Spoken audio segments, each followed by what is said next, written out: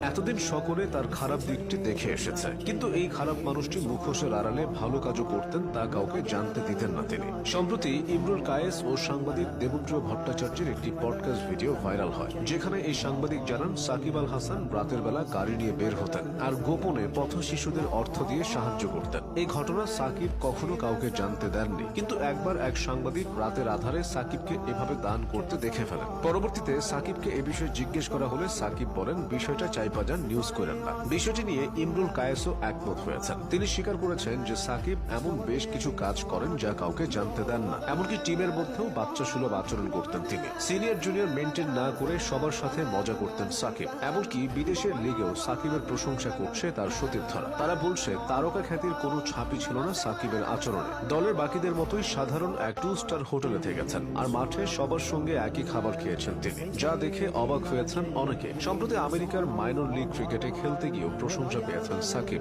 চোখে ঝাপসা দেখার সমস্যা থাকার পরও 37 বছর বয়সী সাকিব